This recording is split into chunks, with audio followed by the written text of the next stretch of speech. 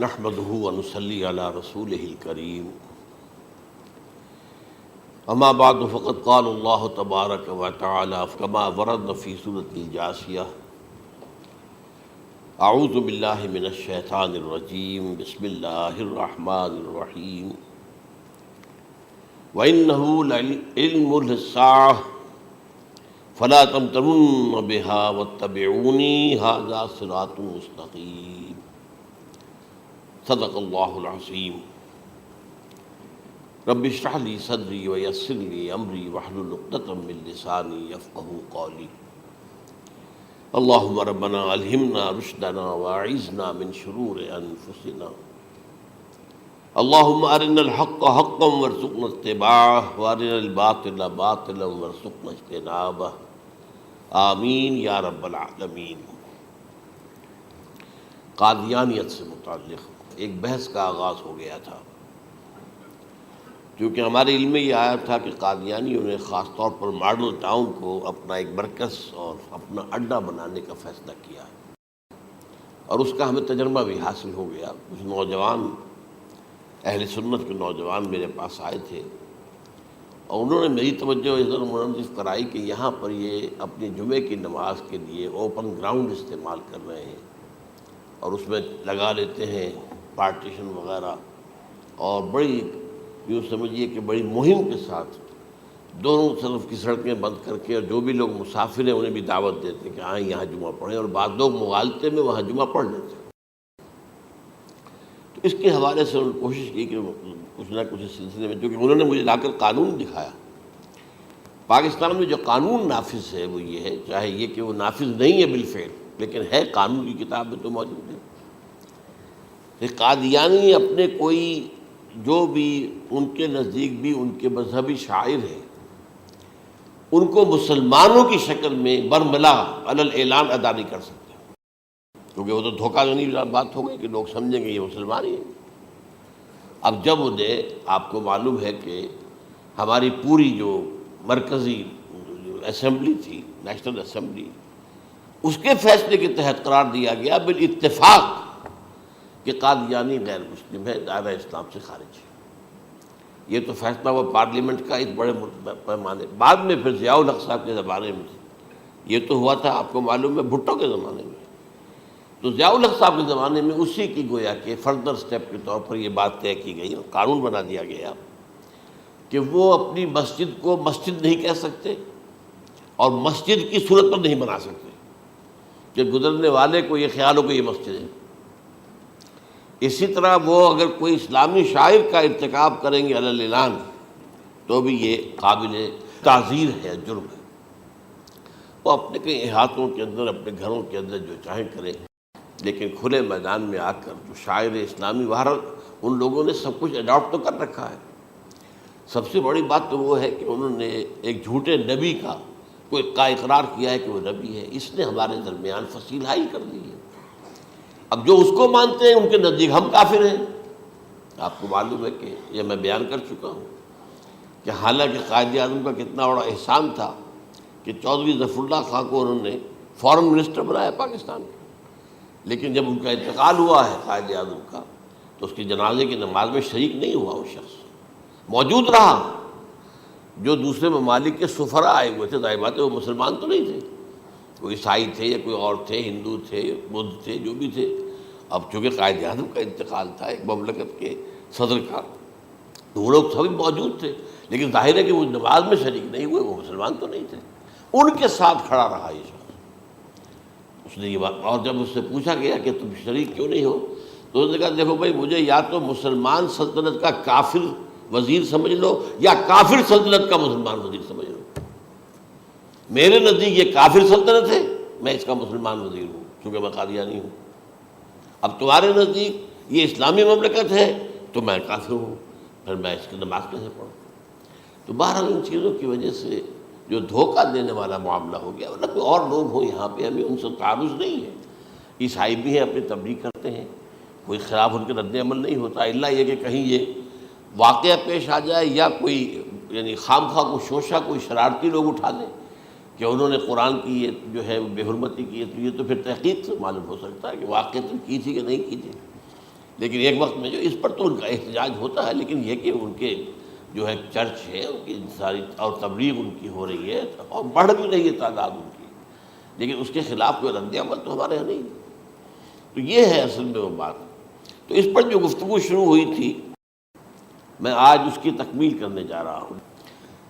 حضرت عیسیٰ علیہ السلام کی دوبارہ آمد کا تعلق ہے، اس کے ضمن میں قرآن مجید میں جو نص قطعی ہے، وہ نص قطعی یہ ہے اِنَّهُ لَعِلْمٌ لِلسَّاعَةِ فَلَا تَمْتَرُنَّ بِهَا۔ حضرت عیسیٰ کا ذکر ہوا ہے سورہ جاسیہ میں، اور وہاں فرمایا گیا ہے کہ یہ عیسیٰ کا دوبارہ آنا قیامت کی علامت ہوگا، یعنی کہ اب قیامت بالکل قریب آ گئی ہے۔ اِنَّهُ لَعِلْمٌ لِلسَّاعَةِ، علم حاصل ہوگا ان کی دوبارہ آمد پر کہ اب قیامت جو ہے وہ سر پر آ گئی ہے۔ اچھا، اس کے ایک اور جو ہے ذرا بالواسطہ دلائل جو قرآن مجید میں آئے ہیں، ایک ان میں سے یہ ہے کہ سورہ آل عمران میں جہاں حضرت مریم کو بشارت دے رہا تھا فرشتہ کہ آپ کے ہاں ایک بیٹا ہوگا، وہ بڑی حیران تھی کہ میرے ہاں کیسے بیٹا ہو جائے گا، ماں کنت بغیہ، میں تو کوئی بدکار عورت تو نہیں ہوں، نہ میری کوئی شادی ہوئی ہے ابھی۔ تو اس میں جو باتیں بیان کی تھی فرشتے نے، وہ جو بیٹا ہوگا اس کی کیا شان ہوگی، اس میں یہ الفاظ بھی آتے ہیں وَيُكَلِّمُ النَّاسَ فِي الْمَهْدِ وَكَهْلًا، وہ باتیں کرے گا، لوگوں سے گفتگو کرے گا جبکہ وہ پنگھوڑے میں ہوگا، بچہ ہوگا، گود میں ہوگا، اور کہل کے وقت، کہل کہتے ہیں جب آدمی عمر میں جو ہے 40-45 کا کسی بھی اوپر ہو جائے، آپ پہلے طفل کہتے ہیں، پھر جوان کہتے ہیں، عربی زبان میں شاب کا لفظ آتا ہے، بہت جوان، بڑی اچھی صحت میں ہے، اس کے بعد پھر ظاہر بات ہے ڈھلوان شروع ہوتی ہے، یہ کہل ہے۔ جب بڑھاپے کے آثار شروع ہوتے ہیں، بال سفید ہونے شروع ہوتے ہیں، تو یہ کہل ہے، قبول۔ اب سوال یہ ہے اس گھوڑے میں بات کر دیں، یہ تو معجزہ ہے، لہذا اس کا ذکر یہاں پر مناسب ہے۔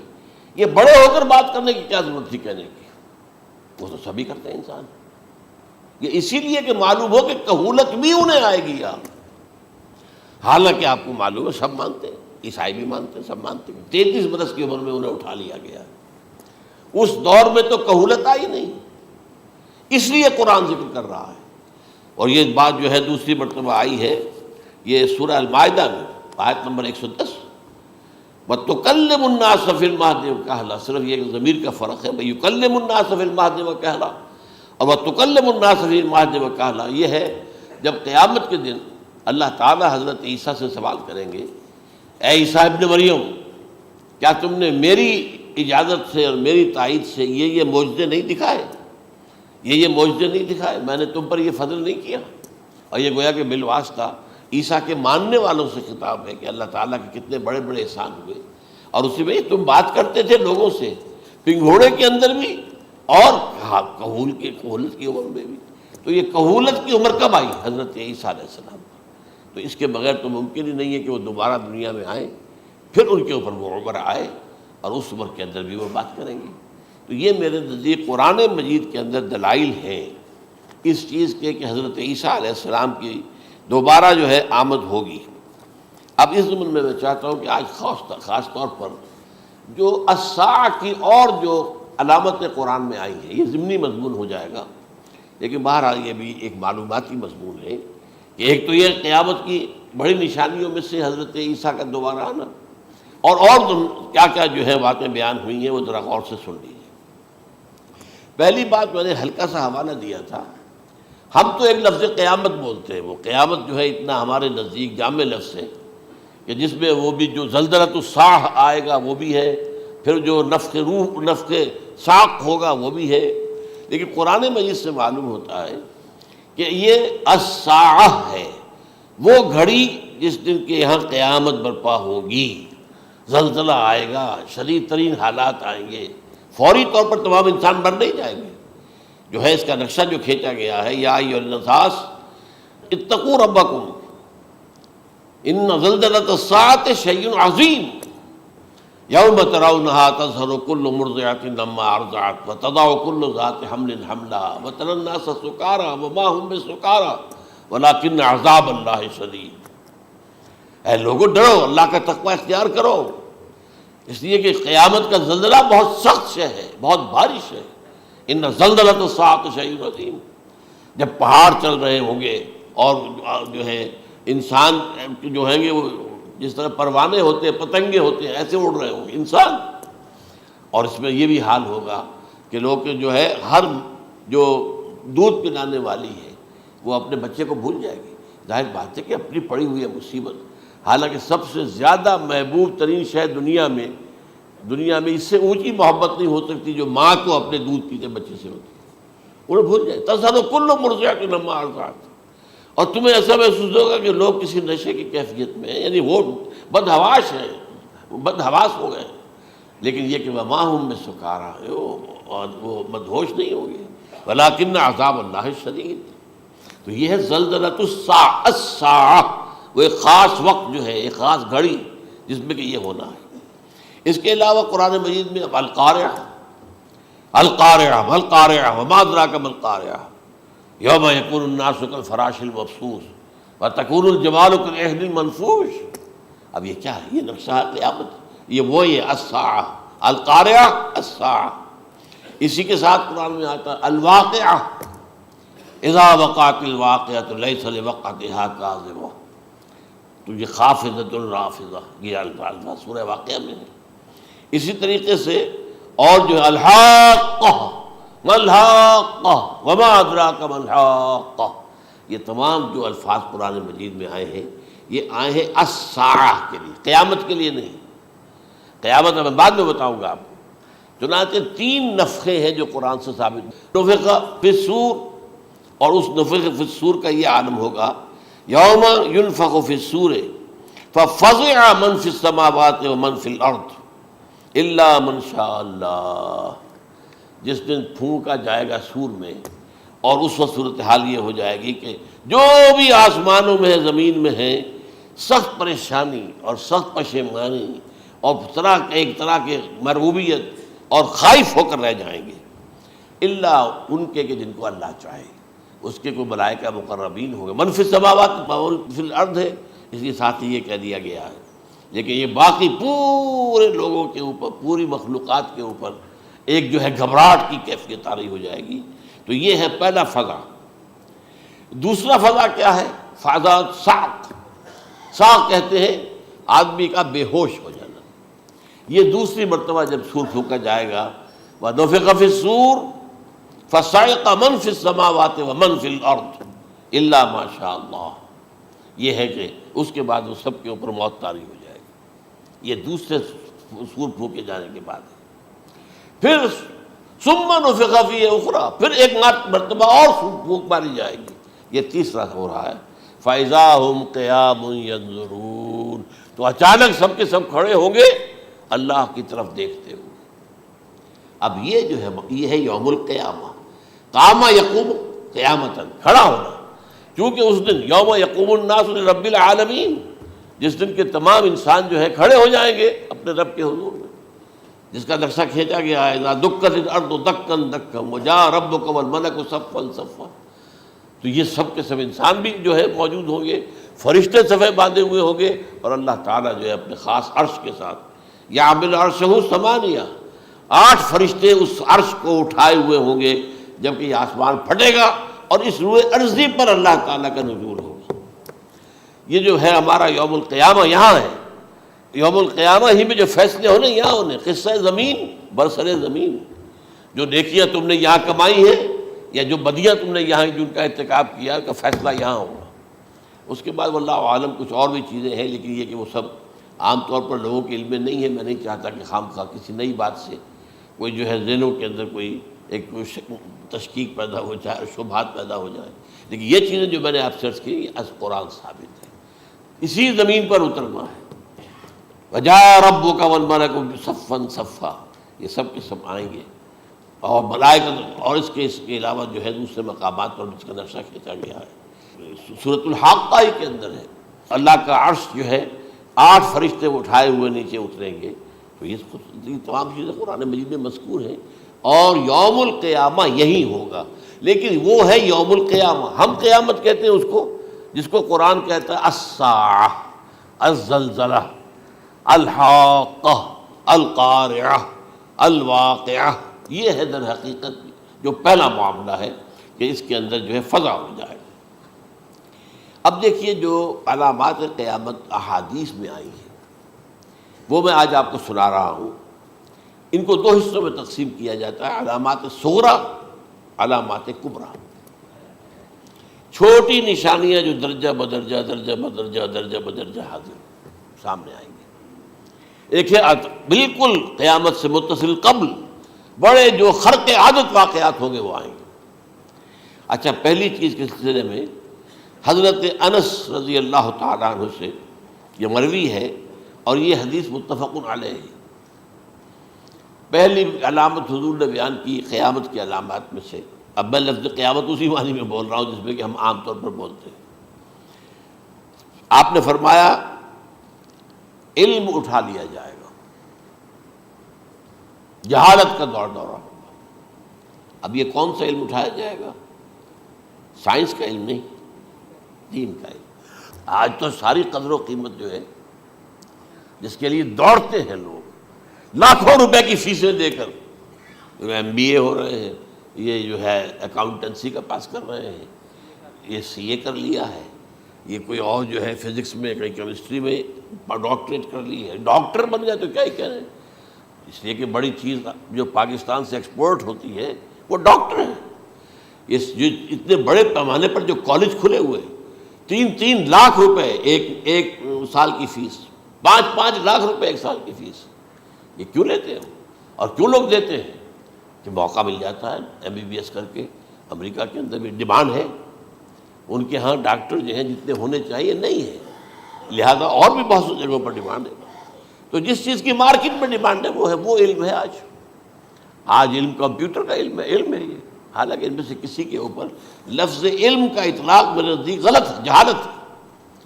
علم وہ ہے جو ذہن کو جلا دے، جو سوچ کو جلا دے، روشنی پیدا کرے، دماغی روشنی، وسعت دے، انسان کے فکر کو وسعت دے، اس کے ذہنی جو ہے جو افق ہے اس کو وسیع کرے۔ علم تو وہ ہے جو حقیقت کے کیا علم بھی اس سے عطا فرمائے۔ قرآن ہے، حدیث ہے، باقی اور چیزیں جو اس سلسلے میں آ سکتی ہیں وہ ہے کہ جو قرآن اور حدیث کی سمجھنے میں ممد ہوں اور زیادہ جو ہے اس کے تک فہم کو آسان کر دیں۔ لیکن یہ کہ فرمایا علم اٹھا لیا جائے گا، جہالت کو فروغ ہوگا، ظاہر بات ہے ایک ہی بات ہوئی ہے۔ دوسرے نمبر پہ یہ کہ جہالت کو فروغ ہوگا۔ نمبر 3 زنا کثرت سے ہوگا۔ نمبر 4 شراب نوشی عام ہو جائے گی۔ نمبر 5 عورتوں کی تعداد بہت زیادہ ہو جائے گی، مردوں کی تعداد کم ہو جائے گی، یہاں تک کہ 50 عورتوں کا خیر خبر کرنے والا، کوئی نگرانی کرنے والا، وہ ایک مرد۔ اچھا، یہ تو ہے ایک حدیث جو میں نے آپ کو بیان کر دی، متفق علیہ، یہ بخاری اور مسلم دونوں میں ہے۔ دوسری حدیث بخاری کی ہے، اس کو حضرت ابو ہریرہ رضی اللہ تعالیٰ عنہ نے روایت فرمایا ہے، قیامت آئے گی جب امانت ضائع ہو جائے گی۔ آج ہمارے ہاں امانت کے ضائع ہونے کا جو نقشہ ہے شاید پوری دنیا میں کہیں اور نہیں۔ جس طرح کے غبن یہاں ہوتے ہیں، جس طرح کک بیکس جو ہے وہ لیے جاتے ہیں، اس غریب یعنی قوم غریب ہے لیکن یہاں وہ امیر بہت بڑے بڑے لوگ ہیں، وہ تو دنیا بھر کے ٹاپ کے امیروں کے اندر اس کا شمار ہو جائے گا، لیکن یہ کہ یہ سب امیر کیسے بنے؟ غبن بلین آف ڈالرز کا، اب تو اس سے کم کی تو بات ہی نہیں ہوتی۔ فلاں نے اتنے بلین جو ہے پیسے اپنا جو ہے قرضہ معاف کرا لیا۔ بھائی کس نے کیا، کون کرتا ہے معاف؟ یہ کسی کے باپ کی جاگیر ہے؟ یہ پیسہ بینک کے اندر حکومت کا ہے کہ حکومت کو اختیار ہو گیا وہ رائٹ آف کر دے ان کے جو ہے ان کی جائیدادیں کرو ضبط۔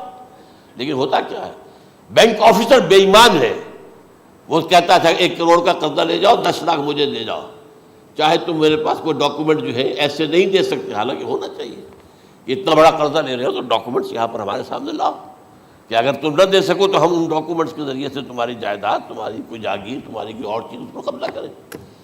جب وہ وقت آتا دیکھتے تو یہ ڈاکومنٹس ہی فیک ہیں، اللہ خرچ کیا کرے گا کوئی؟ بینک کا باپ بھی واپس نہیں لے سکتا. اور یہ سب کس کی بے ایمانی ہے؟ وہ جو بیٹھا ہوا بینک مینیجر، سارا سودا اس کے ماں باپ ہوتا ہے کہ 1 کروڑ ہے نا، 10 لاکھ مجھے دو، 90 تم لے جاؤ. باقی یہ کہ ٹھیک ہے میں تمہارے جو ڈاکومنٹس تم پیش کر رہے اس میں کوئی اعتراض نہیں کرتا، بس جاؤ. اور نمبر 2، حکومت نااہلوں کے سپرد ہو جائے گی. یہ ہے امام بخاری کی روایت کردہ روایت جو حضرت ابو ہریرہ سے. مسلم شریف میں ابو ہریرہ رضی اللہ تعالیٰ عنہ سے ایک اور روایت ہے، مال عام ہو جائے گا یہاں تک کہ زکوٰۃ قبول کرنے والا کوئی نہ ہوگا. یہ بات وہ ہے جو آج سعودی عرب اور یو اے ای کے اندر آپ کثرت سے دیکھ سکتے ہیں. دولت جو ہے وہ ریل پیل.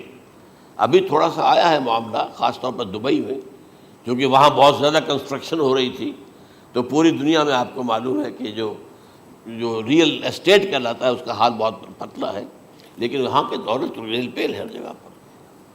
اور سب سے اہم متفق علیہ روایت. متفق علیہ کیا؟ وہ تو حضرت عمر سے بھی مروی ہے، ابن عمر سے بھی مروی ہے، ابن عباس سے بھی مروی ہے، ابو ہریرہ سے بھی مروی ہے، عبداللہ ابن مسعود سے بھی مروی ہے رضی اللہ تعالیٰ عنہ اجمعین.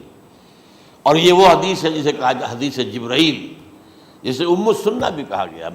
اس میں جو آخری سوال کیا حضرت جبرائیل نے حضور سے، چوتھا، پہلا یہ تھا کہ اسلام کیا ہے مجھے بتائیے، ایمان کیا ہے، اس کی حقیقت کیا ہے یہ مجھے بتائیے، تیسرا احسان کیا ہے یہ بتائیے، چوتھا یہ کہ قیامت کے بارے میں بتائیے کب ہوگی. حضور نے فرمایا کہ اس کے بارے میں جس سے سوال کیا جا رہا ہے وہ اس سے زیادہ نہیں جانتا جو کہ سوال کر رہا ہے. اب اس کے کئی مفہوم ہو سکتے ہیں کہ بہرحال یا تو حضرت، چونکہ بعد میں معلوم ہوا کہ حضور نے پہچانا نہیں کہ یہ جبرائیل ہے، بلکہ جب سوال جواب ہو کر وہ چلا گیا شخص تو اچانک حضور کے خیال ذرا ردو ہو ہی لیا، ذرا بلانا اس کو دوبارہ لانا. اب جو دیکھا کہ وجود ہی نہیں اس کا، آسمان نے اس کو اچک لیا، زمین نے نگل لیا، کیا ہوا ہے؟ پھر آپ نے یہ جبرائیل تھے جو تمہیں تمہارا دین سکھانے آئے تھے جبکہ تم سوال نہیں کر رہے ہو. یہ بڑے بیسک کوسچن تھے، اس لیے کہ دنیا کے ہمارا نظام اسلام پر ہے، ایمان پر نہیں ہے. اس لیے کہ ایمان کو ویریفائی کر ہی نہیں سکتے. کیسے پتہ ہوگا اس میں ایمان ہے یا نہیں ہے؟ کوئی آلہ نہیں ہے، کوئی الیکٹروکارڈیوگرام ابھی تک ایسا نہیں ہے، کوئی جو ہے اور جو طریقے چل رہے ہیں وہ تو ان کے ذریعے سے یہ تو نہیں معلوم ہو سکتا ایمان ہے کہ نہیں. لہذا یہاں کا سارا نظام اسلام پر ہے. شہادت اللہ الہ الا اللہ وان محمد رسول اللہ، پھر ایک نظام بنا دیا، وہ اقام الصلاۃ و ایتاء الزکوٰۃ و صوم رمضان و حج البیت. اس میں بھی یہ ہے کہ اگر کوئی نماز کو نہیں مانتا تو کافر ہوگا، لیکن نماز پڑھتا نہیں ہے تو کافر نہیں ہے، فاسق ہے، فاجر ہے، گناہ گار ہے، کمزور مسلمان ہے. اس طرح زکوٰۃ کا منکر ہو جائے گا تو وہ کافر ہوگا، لیکن زکوٰۃ دے نہیں رہا ہے تو یہ گویا کہ گناہ گاری ہے، کمزوری ہے. تو اس حوالے سے نوٹ کر دیجئے کہ یہاں کا دنیا کا سارا اسلامی نظام اور سارا کانسٹیٹیوشنل اور لیگل سسٹم جو ہے اسلام کا وہ اقرار باللسان پر ہے. ایمان ہے وہ کہ جس کی بنیاد پر وہاں فیصلے ہوں گے. یہاں کوئی شخص مسلمانوں کا بڑا لیڈر ہے، بڑا علامہ ہے، بڑی اس کی قدر و منزلت ہے، اس کے ہاتھ چومے جا رہے ہیں، پاؤں چومے جا رہے ہیں، ہو سکتا ہے وہاں کہا جائے دفع ہو جاؤ، تمہارے دل میں ایمان نہیں تھا، تم نے یہ سب کچھ کیا تھا اس لیے کہ کہا جائے کہ بڑے عالم ہو، اور یہ کہا جا چکا فقط قیل.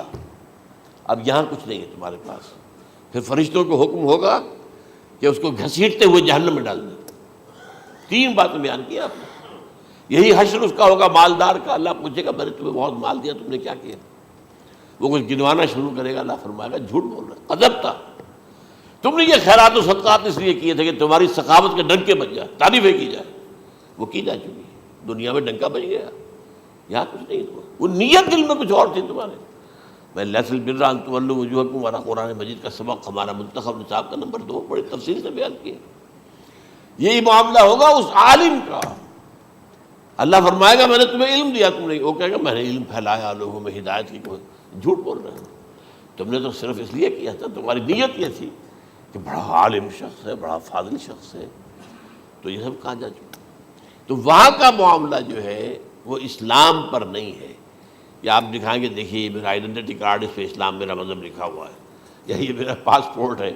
آئیڈینٹیفیکیشن کے لیے دنیا میں عام طور پر یہ چیزیں ہوتی ہیں. کوئی تعلق نہیں. آخرت کا معاملہ کسی اور شے پر ہے. وہ تو ایمان دل میں ہے اور تمہارے تمام جو حرکات ہیں، اعمال ہیں، ان سب کے اندر جب تک کہ اصل جو قوت متحرکہ ہے وہ اللہ کی محبت نہ بن جائے، اخلاص للہ، بحب اللہ للہ، اور یہ کہ یہ تمام چیزیں جیسا کہ فرمایا، ایک حدیث بڑی پیاری ہے، ایمان کی تکمیل کی علامت کیا ہے؟ فرمایا من احب للہ وابغض للہ ومنع للہ واعطى للہ فقد استکمل الایمان۔ جس شخص کے نے محبت جس سے بھی کی، اللہ کے لیے کی، اپنے مفادات کے لیے نہیں، رشتہ داری کی بنیاد پر نہیں، محبت اوپر ہو جائے، رشتہ دار کا حق ہے دو، بیوی کے حقوق ہیں دو، لیکن محبت یہ اللہ کے لیے ہو کہ فلاں شخص سے مجھے محبت اللہ کے لیے، اور اگر نفرت رکھی تو اللہ کی وجہ سے رکھی، اس لیے رکھی کہ وہ اللہ کے دین سے دور ہے، وہ اللہ کے راستے پر نہیں آ رہا ہے، وہ فسق و فجور کی جو ہے زندگی کو آ رہا۔ اس میں بھی یہ ہے کہ یہ نہیں ہے تعلق قطع کر لو، تعلق قطع کرو گے تو تبلیغ اور اصلاح کا موقع کہاں رہے گا، لیکن دلی محبت نہیں ہوگی اس سے۔ تو اگر محبت ہے تو اللہ کے لیے، اور نفرت ہے تو اللہ کے لیے، اور کسی کو کچھ دیا ہے تو اس لیے کہ اللہ کا حکم ہے کہ دوں، اور کسی سے کچھ روکا ہے تو اس لیے کہ اللہ کا حکم ہے کہ روکوں، اس کو نہیں دینا ہے۔ فقد استکمل الایمان، تو اس شخص نے ایمان کی تکمیل کر لی۔ یہ ہے اصل جو ڈیسائیڈنگ فیکٹر ہے، وہ یہ ہے۔ اور اس ایمان کی پہلی علامت کیا ہے؟ کیسے معلوم ہو میرے اندر ایمان ہے؟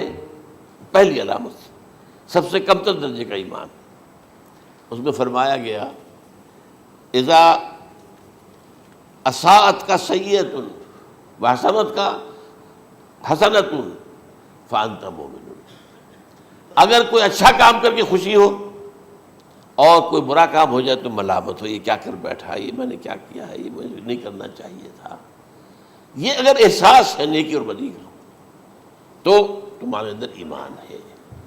یہ ایمان ہے ادنا درجے کا، اور وہ ایمان من احب للہ وابغض للہ واعطى للہ ومنع للہ فقد استکمل الایمان۔ اچھا، یہ جو متفق علیہ حدیث ہے جو حضرت جبرائیل کی ہے، اس میں پھر انہوں نے کہا کہ اچھا اگر آپ مجھے یہ کب ہوگی قیامت نہیں بتا سکتے تو اس کی کچھ علامتیں بتائیے۔ یہ بڑی عظیم تھا، کیونکہ یہ تو تمام احادیث کے اندر میں نے عرض کیا نا کہ سب سے زیادہ صحابہ سے منقول ہے، اور آپ نے فرمایا کہ جب لونڈی اپنی مالکہ کو جنے گی اور تم دیکھو گے کہ ننگے بدن ننگے پیر بھوکے ننگے بھیڑوں اور بکریوں کو چرانے والے اونچی سے اونچی عمارتیں بنانے میں ایک دوسرے کا مقابلہ کریں گے۔ اذا تلد الامۃ ربتها، کیا بانی ہے، یہ خاص الفاظ کیوں کہے گئے؟ اولاد والدین کے سامنے دب کر رہتی تھی، کبھی سینہ تان کر بات نہیں کرتے تھے، ٹھیک ہے کوئی بات آپ مان نہیں سکتے، ابا جان یہ بات تو میں نہیں کر سکتا، یا فرض کیجئے کہ وہ آپ کو کسی نیکی سے روک رہے ہیں، کہ دینی کام سے روک رہے ہیں، ابا جان یہ تو میں نہیں کروں گا، یہ تو دین کا فرض ہے، یہ کہیں آپ اور ڈٹ کر کہیں اور جمیں اس پر، لیکن یہ کہ کوئی سرکشی کا انداز نہ ہو، ایسا نہ ہو کہ اپنے جناب سینے کو تان کر کے کھڑے ہو جائے، میں نہیں کروں گا، یہ نہیں، یہ غلط ہو جائے۔ اچھا، اولاد میں بیٹی جو ہوتی تھی وہ زیادہ سبارڈینیٹ، سبمسیو، بات ماننے والی، کہیں بھی سر اونچا نہ کرنے والی، اور آخری دور میں کیا ہوگا، بیٹیوں سے مائیں ڈریں گی، انہیں ٹوک نہیں سکتی کسی بات پر، پتہ نہیں کیا بک دے گی، کیا بکواس کر دے گی۔ یہ تو ہمارے ہاں ہو گیا ہے، باہر کیا ہے وہ تو آپ یہ بھی نہیں پوچھ سکتے، آپ کی 13 برس کی لڑکی آئی ہے رات کو 1 بجے، نہیں پوچھ سکتے کہاں رہی ہو، یہ رات کہاں گزاری، پوچھ ہی نہیں سکتے، یہ پوچھنا بھی جرم ہے۔ اپنے چھوٹے بچے کو آپ نے ایک تھپڑ مار دیا، تہذیب ہے، سکھانا ہے، غلط کام کیا ہے، اس کی سرزنش ہو رہی ہے، فوراً وہ اگر ایک فون کر دے گا پولیس آئے گی، بچے کو لے جائے گی، اسے لا کر کہیں اور جو ہے ڈپازٹ کرے گی، اور آپ پر مقدمہ چلے گا، آپ کو اس کی سزا بھگتنی ہوگی۔ ظاہر بات ہے کہ پھر وہاں سرکشی کا کیا عالم ہوگا، پھر اولاد کہاں سر جھکائے گی، کس درجے میں جھکائے گی، اس کی تربیت عثمانی میں ہوئی نہیں، تو ان تلد الامۃ ربتہا، گویا کہ بیٹی کے نزدیک ماں جو ہے وہ ایسی ہو جائے گی جیسے لونڈی، گویا کہ لونڈی نے ایک اپنی مالکہ کو جنم دیا ہے، بیٹی مالکہ بن جائے گی اور ماں جو ہے لونڈی بن جائے گی، اور دولت کی ریل پیل کا ابھرتا دکان، یہ جو بھوکے ننگے اور مفلس، کیا حال تھا 100 برس پہلے، انہیں کھانے کو کچھ نہیں ملتا تھا، یہ مشرقی ساحل پر تھے، یہ سوائے یہ کہ مچھلیاں پکڑ لی اللہ خیر اللہ وہ کھا لی، یا کہیں ان کو بیچ دیا، کوئی بنڈی لگ گئی، بنڈی لگ جاتی تھی وہاں، اور کیا تھا؟ اور مغربی ساحل پہ کیا ہوتا تھا؟ ساری ان کی معیشت حج کے گرد گھومتی تھی، حاجی آئے ہیں خریداریاں کر رہے ہیں، اور آپ کو معلوم ہے پوری دنیا سے مال پہلے بھی پہنچتا تھا وہاں، آپ کو جو ہے ہر ملک کے ہر کونے کا پھل وہاں مل جائے گا آج بھی، اور وہاں پر یہ ہے کہ سب سے بڑی بدوؤں کے لیے سب سے بڑی بات کیا تھی؟ قربانی کا گوشت، اسے وہ سکھاتے تھے، سخت چمڑے کر کے کھاتے تھے، یہ ان کا حل تھا۔ آج جا کر دیکھیے نئے شہر بن رہے ہیں، امریکنز کو کانٹریکٹ دیے جا رہے ہیں، بالکل ماڈرن شہر بنا دو، ایک ایبسلیوٹلی ماڈرن شہر جو ہے وہ جو مشرقی ساحل کے اوپر جو پہلے سے آرام کو سٹی ہے، امریکن سٹی ہو، اس کے اندر کوئی سعودی بھی داخل نہیں ہو سکتا سوائے جس کے پاس اس سٹی کی طرف سے لائسنس نہ ہو، اور اس کی چار دیواری کے اندر، چار دیواری کیا فصیل کے اندر کہی ہے، جو چاہو کرو، کوئی تم پر پابندی نہیں، ننگے نہاؤ، تالاب ہے نہا رہے، ننگی عورتیں ننگی مردیں نہا رہے، کوئی پوچھنے والا نہیں۔ اب اسی قسم کا ایک سٹی آباد ہونا جا رہا ہے مغربی ساحل پر، جدہ اور ینبوع کے درمیان، اور اس میں اصل میں جتنی بھی دولت ہے جو پیٹرول کی ہے وہ وہیں پر رکھ لی جاتی ہے امریکہ کے اندر، تاکہ امریکہ جو ہے ایسے ایسے پروجیکٹ بنا کر جب تمہیں دے گا تو اس میں سے پیسے لے گا، وہ نہیں ملتی ان کو واپس۔ بہرحال یہ تو میں نے ایک جگہ آپ سے ذکر بھی کیا تھا، دی کنفیشنز آف این اکنامک ہٹ مین، وہ کنفیشنز کی بات جو ہے اگر آپ میں سے کسی کو دلچسپی ہو تو اسے پڑھیں کہ کس طریقے سے 1973 کے آئل امبارگو کے بعد جو شاہ فیصل شہید کے زمانے میں ہوا تھا، پھر جس طریقے سے امریکہ نے ان تمام ممالک کو جکڑ لیا ہے، اس کا پورا جو پروسیس کیا تھا وہ سامنے آتا ہے۔ بہرحال اس کے بعد آتا ہے علامات کبریٰ کا ذکر، بڑی علامتیں جو کہ بالکل خرق عادت کے انداز میں ہوگی، جن کا معاملہ جو ہے وہ آپ کے ناپ تول میں نہیں آ سکتا، آپ کی کیمسٹری فزکس اس کا جو ہے وہ نہیں کر سکتی، ادراک ہوگا یہ قیامت کی۔ ان میں نمبر 1 کیا ہے؟ ایک بہت بڑا دھواں آئے گا، پوری دنیا کو لپیٹے گا۔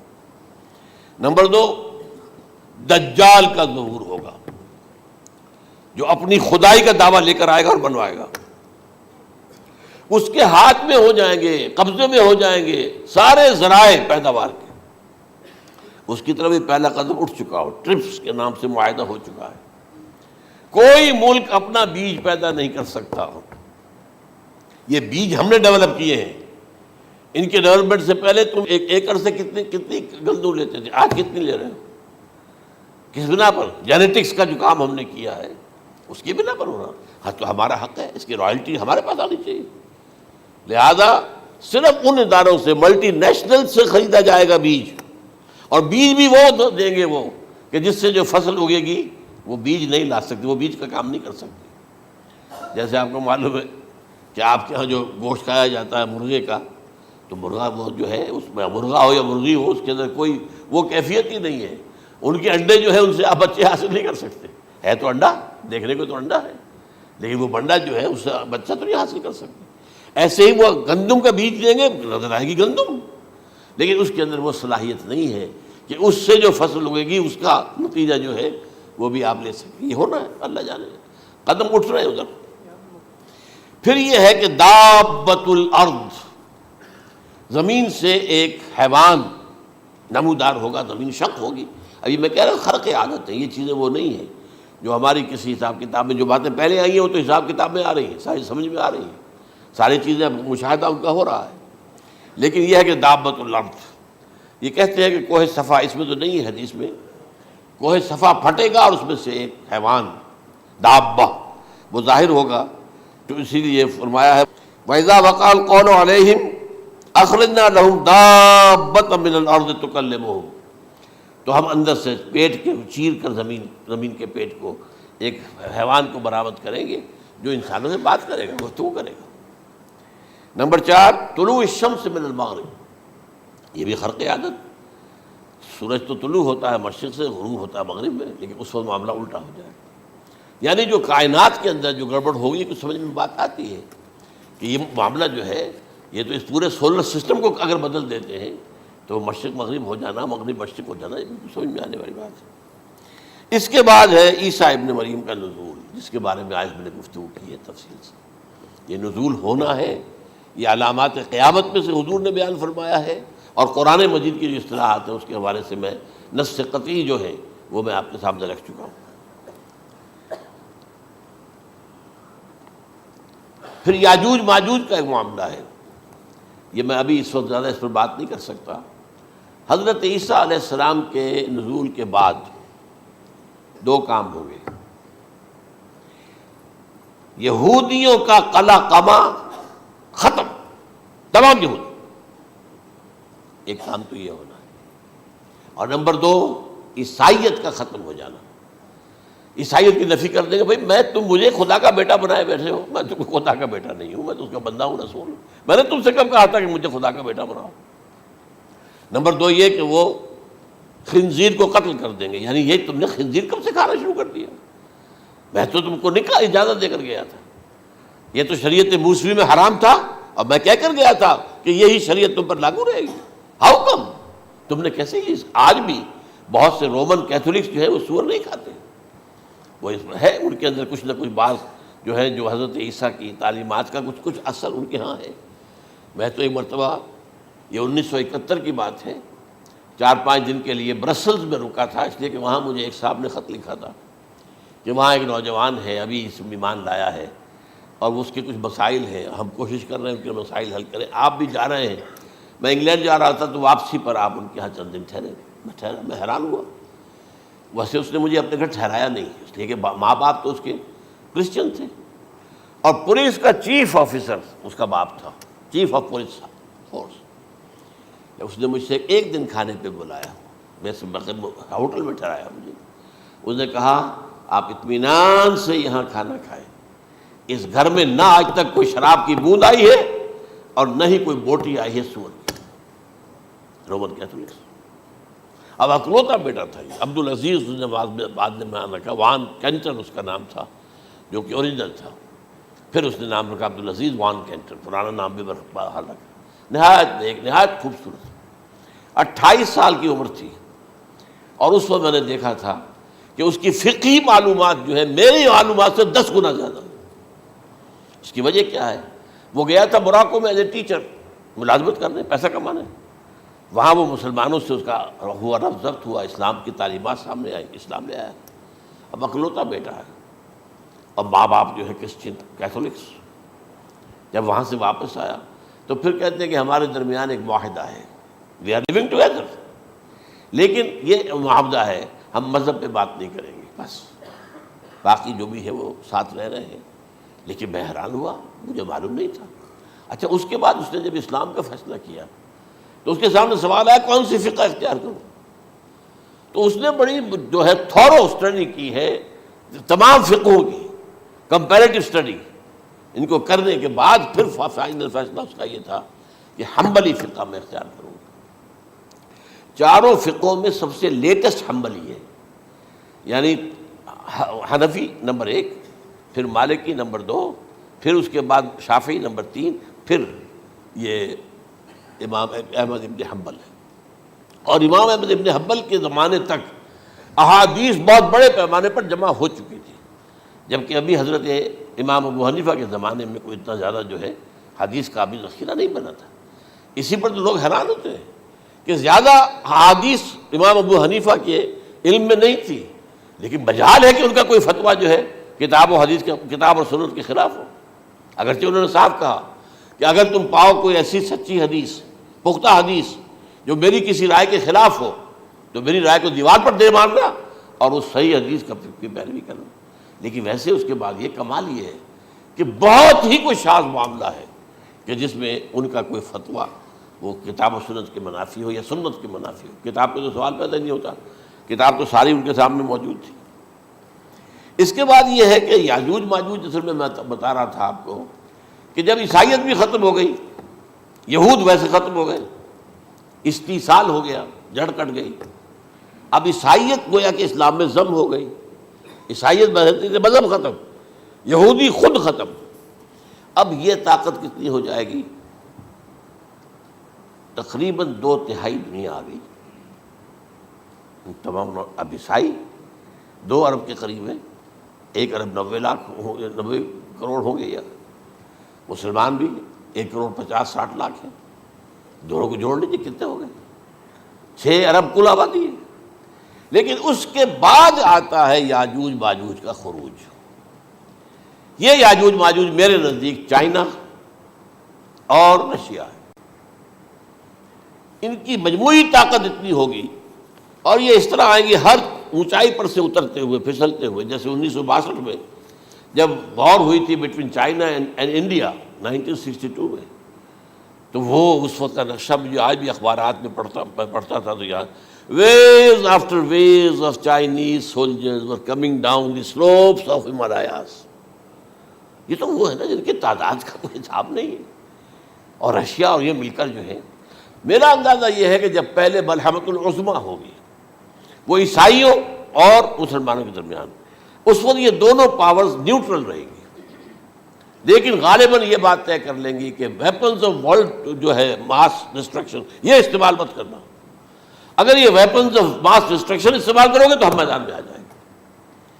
اس میں وہ جنگ جب ہو چکے گی، پھر حضرت عیسیٰ کو فتح حاصل ہو جائے گی، اور پھر یہ کہ یہودیت ختم ہو جائے گی، عیسائیت بطور مذہب ختم ہو کر اسلام میں ضم ہو جائے گا. پھر وہ 40 برس کا عہد حکومت ہے حضرت عیسیٰ علیہ السلام. لیکن جب یہ فتح ہو جائے گی ان پر، اب یاجوج ماجوج آئیں گے، اور اتنی تعداد میں آئیں گے کہ بحیرہ طبریہ جو ہے اس کا سارا پانی پی جائیں گے. یہ تو اگر آپ کو کبھی اندازہ ہو یا کوئی آپ جانیں ان لوگوں کو جو ان چینیوں سے واقف ہیں، وہ کہتے ہیں زمین پر ہلتی ہوئی کوئی چیزوں سے وہ چھوڑ کے کھا جائیں گے. جہاں وہ جاتے ہیں ایز اے لیبرر، وہاں کے جو سارے کتے ہیں ختم، ساری بلیاں ختم، ہر شے، وہ جو سانپ کھاتے ہیں، ہر چیز کھاتے ہیں. اور یہ تمام ایسٹرن کنٹریز کے اندر ہوتا ہے. بڑی ڈیلیشس ڈشز ہیں یہ سانپ وغیرہ وغیرہ. اور یہ جس طرح کھا جائے، پانی پیا، ایک قطرہ نہیں رہے گا اس پر. تو پھر جو ہے اللہ تعالیٰ اس وقت جو ہے اس میں ایک ایسی بیماری پیدا کرے گا، یہ سب مر جائے. یہ معجزے سے ہوگا. یعنی ان کے اوپر فتح جو ہے وہ عام لڑائی کے ذریعے سے نہیں ہوگی، بلکہ اس کے اوپر فتح جو ہوگی وہ اللہ تعالیٰ سے بوجھ، ایک بیماری پیدا ہوگی، سب مر جائے گی. اور اس کے بعد اللہ تعالیٰ ایسے پرندے بھیجے گا بڑی لمبی لمبی گردنوں والے، وہ ان سب کو کھا جائیں گے. جیسے ہمارے ہاں گدھ ہوتے ہیں، وہ ان کو صاف کر دیں گے. ورنہ تو یہ ہے کہ پوری دنیا کے اندر جو بدبو اور جو پیدا ہوتا معاملہ اس سے، تو اس نوع انسانی کی بقا ممکن نہیں تھی. ان کے خاتمے کے بعد پھر یہ ہوگا کہ حکومت اسلامی جو ہے پوری دنیا میں حضرت مسیح علیہ السلام کی ہوگی. 45 برس وہ رہیں گے. اسی میں وہ کہلن بھی آ جائے گا، وہ فی المہد و کہلن جو میں نے شروع میں بیان کیا تھا. اسی میں پھر یہ ہے کہ وہ شادی بھی کریں گے، ان کی اولاد بھی ہوگی، اور پھر ان کا انتقال ہوگا تو حضرت حضور صلی اللہ علیہ وسلم کے حجرے میں، وہیں پر جہاں حضور اور ابو بکر اور عمر رضی اللہ تعالیٰ عنہم دفن ہیں، وہیں پہ ان کو دفن کیا جائے گا. اور قیامت کے دن حضور فرماتے ہیں کہ میں اور یہ تینوں ساتھ نکلیں گے. تو یہ ہے حالات و واقعات.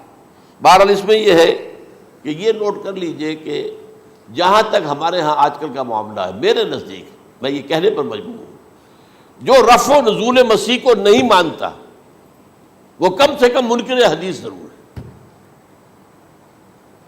میں اس سے کم کا فتویٰ نہیں دے سکتا. اب یہ ہے کہ جو لوگ مہدی کو نہیں مانتے ان کا معاملہ میں مختلف سمجھتا ہوں. چند منٹ لے رہا ہوں آپ کے، اور اس لیے کہ ان کی حدیثیں صحیحین میں نہیں ہیں، بخاری مسلم میں نہیں. اور یہ کہ بہرحال ان کا معاملہ جو ہے وہ ایسا نہیں ہے حضرت عیسیٰ کا. حضرت عیسیٰ کے آنے کا جو کچھ ہوگا وہ تو میں نے آپ کے سامنے بیان کر دیا. لیکن یہ ہے کہ حضرت مہدی ہمارے نزدیک اس میں خرق عادت کوئی ہے ہی نہیں. جیسے ہر صدی کے مجدد ہوتے ہیں، آخری صدی کے مجدد وہ ہوں گے، اور میرے نزدیک یہی آخری صدی ہے، اور اسی میں حضرت مہدی کا ظہور ہو جانا. سعودی عرب میں کوئی خانہ جنگی ہوگی کسی بادشاہ کے انتقال پر، اور پھر اس وقت یہ ظاہر ہوں گے، اس وقت ملک کے حالات کو سنبھالنے کے لیے لوگ ان کو زبردستی نکالیں گے، چھپے ہوئے ہوں گے ایک گھر میں۔ یہ حضرت ام سلمہ رضی اللہ تعالی عنہ کی روایت ہے کہ ایک بادشاہ کے انتقال پر یہ خانہ جنگی ہو جائے گی، اور ایک شخص مدینے سے بھاگ کر مکے میں چھپ جائے گا۔ یہ تو ہے ان کے الفاظ، میں توجیہ کر رہا ہوں۔ یہ لوگ ان کی طرف دیکھ رہے ہوں گے کہ یہ جو وقت آیا ہے فتنے کا ہماری قوم پر، ہمارے ملک پر، تو ان کی شخصیت ایسی ہے کہ یہ بیچ میں آئیں، صلح صفائی کرائیں، اور وہ جو ہے اس ذمہ داری سے بچ کر بھاگیں گے اور جا کر مکے میں چھپ جائیں گے۔ پھر لوگ انہیں تلاش کر کے نکالیں گے اور زبردستی ان کے ہاتھ پر بیعت کریں گے، ورنہ وہ اتنے بڑے منصب کو۔ اور پھر یہ بھی ہے، ایک حدیث میں آتا ہے یصلحُ فی لیلۃ واحدہ، ایک رات میں ان کی مکمل اصلاح کر دیں گے۔ یعنی اگر کوئی تھوڑا بہت نقص اور عیب کوئی ہوا بھی، کوئی کمی کوتاہی ہوئی بھی، تو اللہ تعالیٰ ایک رات میں اصلاح کروا دیں گے۔ لیکن ہمارے نزدیک اس قدر کوئی خرق عادت ہے ہی نہیں۔ البتہ جو کہتے ہیں اہل تشیع، وہ خرق عادت ہے کہ ان کے 12ویں امام جو ہے وہ بچپن ہی کے اندر اس خوف سے کہ جو بنو عباس بادشاہ ہیں وہ ان کو قتل کر دیں گے، تو وہ ایک غار میں چھپا دیے گئے۔ اب وہ 1200 برس سے اس غار کے اندر چھپے ہوئے، اور اس کے بعد وہ ظاہر ہوگی، وہ امام مہدی ہوں گے۔ اس میں خرق عادت ہے، لیکن میں یہ کہتا ہوں کہ محض خرق عادت کی بنیاد پر ہم اس کی نفی نہیں کریں گے۔ کیوں؟ کیا ہم یہ نہیں مانتے کہ اصحاب کہف 300 برس تک سوئے رہے؟ یہ کیا عام بات ہے؟ حضرت عزیر علیہ السلام، اللہ نے انہیں موت دی، موت، اور 100 برس کے بعد زندہ کر کے اٹھا لیا۔ تو خرق عادت حضرت عیسیٰ کو ہم اتنا بڑا خرق عادت مانتے ہیں کہ اٹھا کر آسمان پر، تیسرے آسمان کے اوپر ہیں، موجود ہیں، اب بھی ہیں۔ شب معراج میں تیسرے آسمان پر حضور کی ملاقات ان سے ہوئی۔ تو یہ خرق عادت کی بنیاد پر نفی نہیں ہم کرتے، ہو سکتا ہے، لیکن یہ کہ اس کے لیے ہمارے پاس کوئی دلیل نہیں، کوئی احادیث نہیں، کچھ نہیں، اس لیے ہم اس کو نہیں مانتے۔ البتہ خود وجود جو ہے حضرت مہدی کا، وہ کوئی عجیب بات نہیں ہے۔ وہ تو جیسے پہلے بھی آئے ہیں ہمارے مجددین، ایسے مجدد ہوں گے اور دین کو تازہ کر دیں گے۔ ایک صحیح اسلامی ریاست جو ہے وہ عرب میں قائم ہو جائے گی دوبارہ۔ حضور نے فرمایا وہ عدل اور انصاف سے عرب کو اسی طرح بھر دے گا جیسے کہ وہ اس سے پہلے ظلم اور جور اور زیادتیوں کے سے بھری ہوئی ہوگی۔ تو یہ کام ہوگا، یہ تو مجدد کا کام ہوتا ہی ہے اس حوالے سے۔ لیکن بہرحال میں نے پھر بھی کہا کہ اگر احادیث کی کمزوری کی وجہ سے کہ صحیح عین میں نہیں ہے، اگر کوئی شخص انکار کرے تو مجھے کوئی اعتراض نہیں ہے، ٹھیک ہے۔ لیکن جو حضرت عیسیٰ کے نفع سماوی اور حضرت عیسیٰ کے نزول کا انکار کرتا ہے، وہ کم سے کم، میں انہیں اور آگے کوئی فتویٰ نہیں دیتا کہ وہ کافر ہو گئے یا یہ ہو گئے یا وہ ہو گئے، لیکن منکر حدیث کے لائن میں تو وہ لازمت کھڑے ہو گئے، کیونکہ اتنی واضح اور پکی حدیثیں ہیں حضرت مسیح کے نزول کی، اور علامات قیامت میں جس طرح ان کا ذکر آتا ہے کہ اس سے انکار جو ہے وہ جب تک آپ پوری حدیث کے ذخیرے کا انکار نہ کریں اس وقت تک ممکن نہیں ہے۔ اقول قولی ھذا واستغفر اللہ لی ولکم ولسائر المسلمین والمسلمات۔